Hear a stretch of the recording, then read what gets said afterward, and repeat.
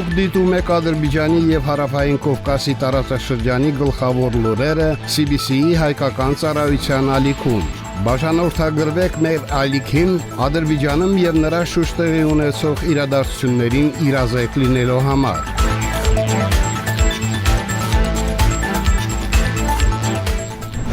Այսօր մայիսի 25-ն է, օրվա կարևոր լուրերը CBC-ի հայկական ծառայության եթերում։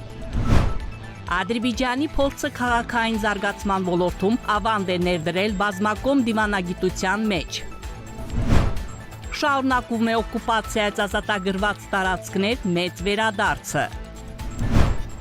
Ադրբեջանի դիասպորտի ֆեդերացիայի պատվիրակությունը հաջողությամբ հանդես է եկել Գերմանիայում։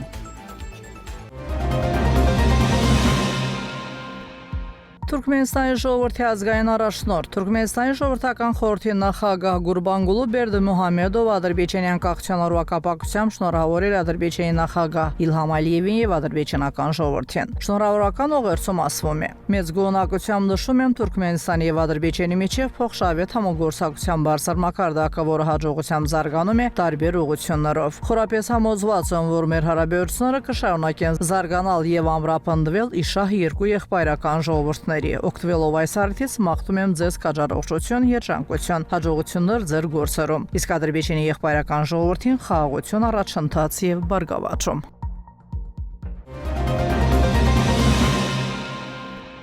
Իլհամ Ալիևը շնորհավորական ուղերձ է հղել Հորդանանի թագավոր Աբդուլլա II Իբն Ալ-Հուսեյնին։ Ուղերձում ասվում է. «Ձերդ գերազանցություն, իմ անունից եւ Ադրբեջանի ժողովրդի անունից սրտանց շնորհավորում եւ լավագույն մաղթանքներ եմ հղում ձեզ եւ ձեր ողջ ժողովրդին Հորդանանի Հաշիմյան թագավորության անկախության օրվա կապակցությամբ։ Այս տոնական օրը ձեզ մաղթում եմ առողջություն, երջանկություն եւ հաջողություններ ձեր գործերում։ Հորդանանի բարեկամ ժողովրդին մշտական բարեկեցություն եւ բարգավաճում»։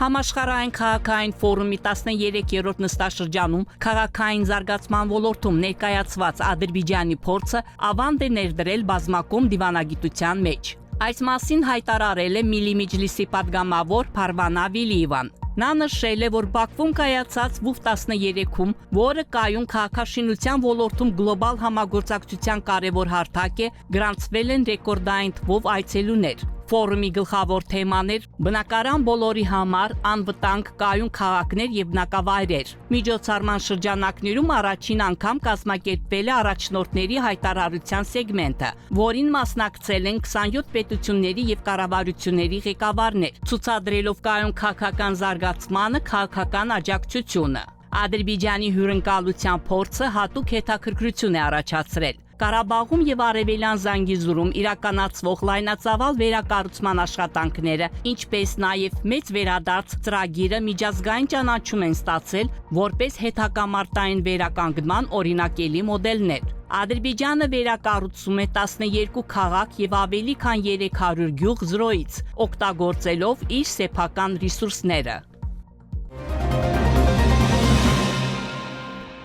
Հայաստանի վարչապետ Նիկոլ Փաշինյանը հայտնել է Ախալքալակ Կարս երկաթուղու գործարկման մասին։ Այս մասին նա գրել է Facebook-յան իր էջում։ Ուրախ եմ հայտարարել, որ Ախալքալակ Կարս երթուղին, Ախալքալակ Կարս երկաթուղին, ինչպես ադրբեջանական երկաթուղին, այժմ բաց է Հայաստան արտահանման եւ ներմուծման համար։ Սա մեր երկրի տնտեսական կյանքում կարևոր իրադարձություն է։ Շնորհակալություն եմ հայտնում մեր գործընկերներին Թուրքիայից եւ Վրաստանից, գրել է Փաշինյանը։ Նա պարզաբանել է, որ Հայաստանն այժմ երկաթուղային կապեր ունի Ռուսաստանի հետ, Վրաստանի եւ Ադրբեջանի տարածքով, ինչպես նաեւ Չինաստանի հետ, Ռուսաստանի եւ Ղազախստանի տարածքով։ Այս երթուղիները այժմ ընդլայնվել են, ներառելով նաեւ Վրաստանով եւ Թուրքիայով անցնող երթուղին, որը ի թիվս այլ բաների կապ է ապահովում նաեւ Եվրամիության հետ։ Բացի դրանից, Հայաստանի կառավարության ղեկավարը նշել է, որ շուտով նախատեսում է գործարկել ուղիղ երկաթուղային կապեր Հայաստանի եւ Թուրքիայի, Հայաստանի եւ Ադրբեջանի, իսկ հետագայում Նախճիվանի տարածքով Հայաստանի եւ Իրանի միջև։ Մենք մոտ ապագայում կդառնանք այս իրադարձությունների ականատեսը TRIP նախագծի իրականացման արդյունքում,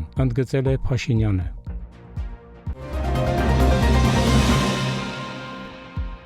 Ռուսական ուժերի կողմից Ուկրաինայի մայրաքաղաք Կիևի վրա գիշերային հարձակման արդյունքում վնասվել է Ադրբեջանի դեսպանատան շենքը։ Շևչենկովսկի շրջանի, որտեղ գտնվում է դիվանագիտական առաքելությունը, ուղղությամբ արձակված որոշ հրթիռներ ընկել են դեսպանատան շենքի մոտ, պայթյունի ալիքը կոտրել է պատուհանները։ Նշենք, որ Ուկրաինայում Ադրբեջանի դեսպանատունը մի քանի անգամ վնասվել է Կիևի վրա ռուսական օդային հարվածներից։ Վերջին նման միջադեպը տեղի ունեցել 2025 թվականի նոյեմբերի 14-ի գիշերը։ Դրանից հետո Բաքվում Ռուսաստանի դեսպան Միխայել Եվդոկիմովը կանչվել է Ադրբեջանի արտաքին գործերի նախարարություն, որտեղ բողոքի նոտա են հանձնել նրան։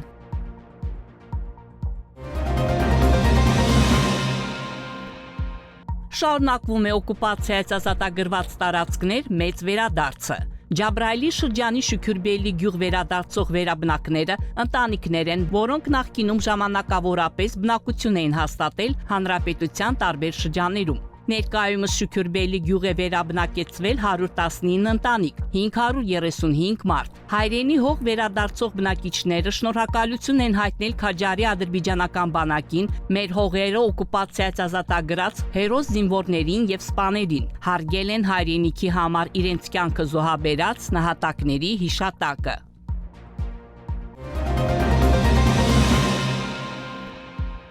Ադրբեջանի դիասպորտի ֆեդերացիայի ավելի քան 150 հոգուց բաղկացած պատվիրակություն հաջողությամբ հանդես է եկել Գերմանիայի Aachen քաղաքում անցկացված Chio Aschen մրցաշարում, որը համարվում է միջազգային դիասպորտի ամենահեղինակավոր միջոցառումներից մեկը։ Ֆեդերացիայի հաղորդման մրցումներն անցկացվել են հայտնի Սուր Սամալիրի 40,000 տեղանոց Hop Station արենայում։ Միջոցառման շրջանակներում Ադրբեջանի պետական սահմանապահ ծառայության ռազմական նվագախումբը եւ Chio Aschen նվագախումբը ներկայացրել է Horse and Champion հատուկ ծրագիրը։ Ղարաբաղյան եւ Դիլբազյան նժույգները, որոնք արտացոլում են Ադրբեջանի դիաբուծության հին ավանդույթները, գրավել են մասնակիցների հատուկ հետաքրքրությունը։ Ազգային երաժշտությունն ու մշակութային կոմպոզիցիաները բուռն ծափարությունների են արժանացել մասնակիցների կողմից։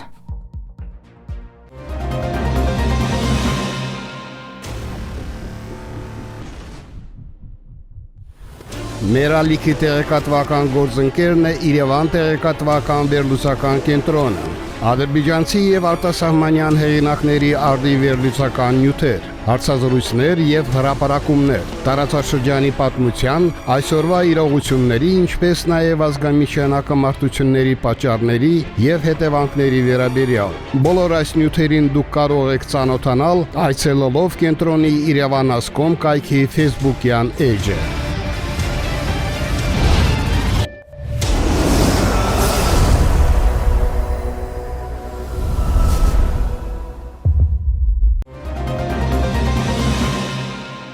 Հայաստանում շարունակում է լարված եւ պայթունավտանգ իրավիճակ տիրել։ Նախընտրական քարոզարշավի ընթացքում պատերազմի կուսակցությունները իրենց հակակառավարական ու թշնամական հայտարարություններով փորձում են ամեն գնով հասարակությանը տրամադրել գործող իշխանության դեմ, սակայն չնայած նրանց բազմաթիվ փորձերին, քաղաքացիների գերակշիռ մասը շարունակում է աջակցել վարչապետ Նիկոլ Փաշինյանի խաղաղության օրակարգին ու նրա քաղաքական թիմին։ Այդ մասին են վկայում նաեւ քաղաքացիների շրջանում անցկացված տարբեր հարցումների արդյունքները։ Իրան աշխարհի չափ սիրում եմ, ինքը որպես վարչապետ, որպես լավ մարդ, ես իմ կյանքը կտամ Նիկոլը, Նիկոլը ճիշտ չարավ, էլի թար պացաններին պետք է կողել բերդ։ Առաջներդը դա խաղաղությունն է, ամենաշատ խաղաղությունը։ Սամվել Կարապետյանը ռուսական հատուկ գործակալ ա եղել ժամանակին։ Ինչ կասեք սրա մասին, որ օրինակ Հայաստանի ընտրություններին ռուսական, այսպես ասած, Ես շատ ուրախ եմ, որ բացահայտվեց, որտեղ Հայաստանը պետք է հայաստանցին ղեկավարի։ Ինչ գործ ունեն իրանք ստեղ։ Ինչ գործ ունեն։ Նորից Հայաստանը տանեն անդունդ, հազիվ ենք դուրս եկել ճահճից։ Մենք ուզում ենք օլիգարխներից հեռու մնանք։ Նշենք, որ վերջերս հայկական լրատվամիջոցներում տեղեկություններ տարածվեցին այն մասին, թե Սամվել Կարապետյանը 1999 թվականին Ռուսաստանի քաղաքացիություն ստանալու գործընթացում իր անձնագրային գործում որպես աշխատանքի վայր նշել է Ռուսաստանի Դաշնային անվտանգության ծառայությունը FSB-ն։ Ավելի վաղ ազգային ժողովի փոխոսնակ Ռուբեն Ռուբինյանն էլ հայտարարել էր, որ փաստաբան Ռոբերտ Ամստերդամը, որը պաշտպանում է Սամվել Կարապետյանի եւ ուժեղ Հայաստան կուսակցության շահերը, նախկինում ներկայացրել է նաեւ Ջեֆրի Էփշտեյնի շահերը։ Հետաքրքիր է նաև այն, որ ռուսաստանցի օլիգարխի փաստաբանը այսօր ակտիվ արշավ իրականացնում վարչապետ Նիկոլ Փաշինյանի քաղաքականության դեմ։ Այս տեղեկությունները լայն քննարկումների եւ մեծ արձագանքի պատճառ են դարձել հայ հասարակության շրջանում, ովքեր նշում են, որ դեմ են թե նախկին ղեկավարների վերադարձին, թե Սամվել Կարապետյանի իշխանության գալուն։ Բայց դավաճանները նրանք են, ով այսօր ուզում է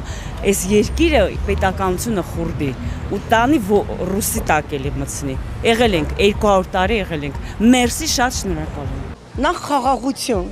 երկրորդը իր նման վարչապետ ունենք ժողովրդի մեջ։ Դուք ոչ միտեղ չեք տեսնի սա։ Ոչ միտեղ չեք տեսնի, որ մոտենաս փաթաթվես վարչապետին կամ ինչ որ ղեկավարի։ Սա իմ համար այնքան մեծ ուրախություն է։ Ես գիտեմ, ես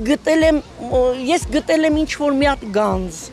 Ուղղակի պահպանեք այս գանձը։ Ես